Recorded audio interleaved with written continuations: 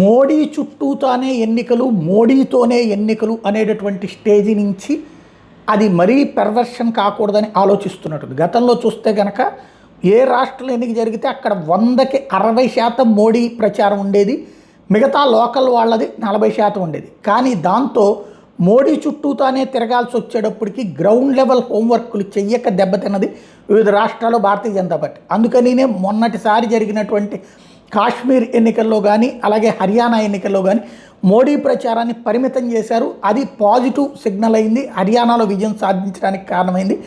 అదే సందర్భంలో కాశ్మీర్లో కూడా గట్టి సీట్లు సాధించడానికి కారణమైంది, హయ్యెస్ట్ పర్సంటేజ్ ఆఫ్ ఓట్లు సాధించడానికి కారణమైంది.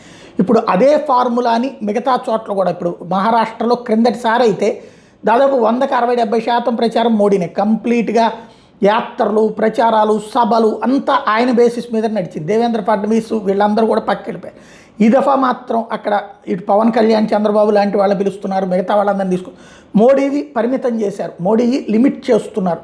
ఈవెన్ ఇప్పుడు జరుగుతున్నటువంటి 2 చోట్ల కూడా జార్ఖండ్ కానీ మీటింగులు జరుగుతాయి, ఆయన స్థాయిలో కొన్నిటి పెట్టేసి వదిలేస్తున్నారు. ఈ రోడ్ షోలు ఇవన్నీ తగ్గిస్తున్నారు మోడీ. దాంట్లో భాగంగా ఇప్పుడు వాస్తవంగా ఎన్నికల టైంలో ఎక్కడ కదలకుండా ఉంచేవాళ్ళు ఎదురు.